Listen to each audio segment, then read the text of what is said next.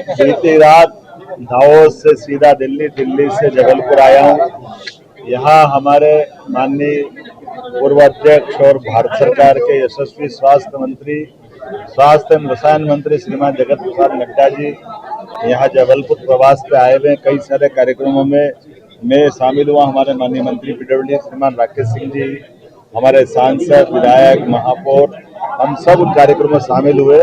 लेकिन एक खास बात, हमारे राज्य ने व्यापार, व्यवसाय, उद्योग धंधे को बढ़ा करके मध्य प्रदेश की सरकार, भारत सरकार के साथ डबल इंजन की तरह कदम से कदम मिला के चले, इस तरह से हमने काम की गति बढ़ाई है।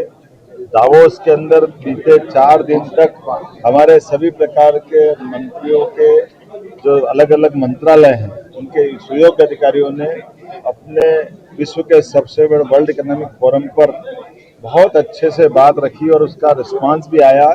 आज दुनिया आश्चर्य कर रही कि आज सबसे सस्ती बिजली हमारे डिस्कॉम को मध्य प्रदेश सरकार के माध्यम से पंप स्टोरेज की बात हो, सोलर की हो, विंड की हो, ये एनर्जी के सेक्टर में क्रांति मध्य प्रदेश की तरफ से हुई है। और केवल इतना ही नहीं, सभी सेक्टर में एक एक करके मैं मंत्रालय गिनाऊंगा तो ज्यादा हो जाएगा, लेकिन मध्य प्रदेश से जुड़ने को हर एक कोई उद्योगपति लालाए थे। आज भारत के सर्वाधिक बड़े से बड़े उद्योगपति भी या छोटे से छोटे उद्योगपति भी लगातार मध्य प्रदेश के साथ जुड़ करके व्यापार व्यवसाय को करने के लिए लालाई थे।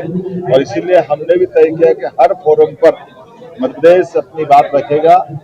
6 मुख्यमंत्रियों को माननीय प्रधानमंत्री जी के माध्यम से वाणिज्य मंत्रालय ने रिकमेंड किया था। उसमें से मध्य प्रदेश भी सबसे तेज गति से उद्योग व्यवसाय में काम करने वाले श्रेणी में आने के कारण से मैंने वहाँ प्रतिनिधित्व किया। मुझे इस बात की प्रसन्नता भी है कि आज सबसे कम बेरोजगारी जिस राज्य में है, उन राज्यों में से 1% से 1.5% की बेरोजगारी दर हमारे राज्य के लिए है। और आबादी की दृष्टि से भी सबसे युवा राज्य में से हमारा अपना राज्य है।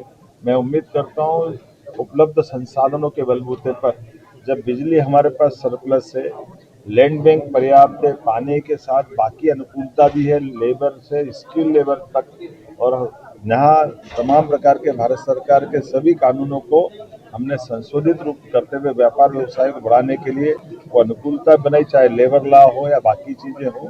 मैं उम्मीद करता हूँ इन सब कारणों से मध्य प्रदेश तेज गति से आगे बढ़ रहा है। हमारे राज्य के युवाओं को रोजगार दिलाने के लिए, बेरोजगारी की दृष्टि से गरीबों की भले करने के लिए, आर्थिक रूप से संपन्नता के आधार पर हर क्षेत्र में आगे बढ़ रहे हैं। ऐसे समय में जबलपुर भी कदम से कदम मिले, इसलिए हमने तय किया कि दावोस से आने के बाद प्रेस से बात हम जबलपुर करेंगे, क्योंकि हमने 2 मेट्रोपॉलिटन सिटी 2025 में इंदौर, उज्जैन को मिलाकर एक, और दूसरी भोपाल और राजधानी के आसपास के जिलों को मिला के बनाई है। अब तीसरी मेट्रोपॉलिटन जबलपुर बनेगी। इस दृष्टि से जबलपुर की अपनी महत्ता है। हमारे पर्यटन की दृष्टि से फॉरेस्ट का बहुत समृद्ध इलाका जबलपुर के अंचल का है। ऐसे समय में एक बड़ा जू कम रेस्क्यू सेंटर, एक बड़ा यहाँ सेंटर खोलने वाले हैं, जिसके कारण से आजकल विदेश से भी बड़ी संख्या में पर्यटक आकर के टाइगर सहित सभी वन्य प्राणी को देखना चाहते हैं। लेकिन हमारे यहाँ तो निर्भयता के आधार पर कोई पिंजरे में बंद नहीं होते, आराम से जंगल में घूमते हुए दिखाई देते हैं। कभी कभी 2-2, 3-3 दिन तक नहीं दिखाई देते, ऐसा भी हो जाता है। तो ऐसे में जिनको जिज्ञासा वो अपने जू में भी देख ले, रेस्क्यू सेंटर में भी देख ले, तो एक समाधान मिलता है। इसलिए प्रत्येक पर्यटन केंद्र पर हमने ये शुरुआत की है। इस पहली लिस्ट में जबलपुर और जबलपुर के साथ उज्जैन भी जुड़ेगा। हम कोशिश करेंगे प्रत्येक टाइगर रिजर्व पार्क के पास ये जू और रेस्क्यू सेंटर हम खोलते जाएंगे। ऐसे एक नहीं, बहुत सारे प्रकार से काम करेंगे। ये तो किसान कल्याण वर्ष है, ऐसे में किसान कल्याण वर्ष के आधार पर एग्रीकल्चर का बहुत अच्छा क्षेत्र जबलपुर और उसके आसपास का है। हम प्रदेश भर में ऐसी सारी चीज़ों को खड़ी कर रहे हैं ताकि किसानों को सही दाम मिले, उनके उपज का सही प्रकार से मूल्यांकन के साथ सहेजना भी हो जाए।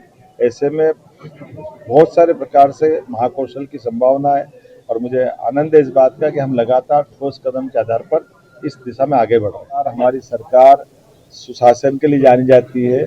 जहां व्यवस्थाओं में कहीं ढिलाई होती है, हम कड़ाई से पेश आते। मुझे इस बात का संतोष है, मध्य प्रदेश शांति का टापू है, और यहाँ हम किसी प्रकार की कोई संभावनाओं पे कोई राज्य की शांति भंग करेगा, हम कठोरता से निपटने में सक्षम भी। गौशाला में सुप्रीम कोर्ट के निर्णय के परिपालन में हमारे प्रशासन ने बहुत अच्छा काम किया है। हमने निर्बाध रूप से पूजा भी रखी है। और सरकार को जो सुप्रीम कोर्ट के निर्णय के परिप्रेक्ष्य में नमाज कराने का भी जो निर्देश जारी था, मुझे अधिकारियों ने बताया कि हमने नमाज भी वहाँ उसी सुप्रीम कोर्ट के गार्डन्स में कराया। उज्जैन में तनाव है, तराना में देखिए लगातार ऐसा है जो है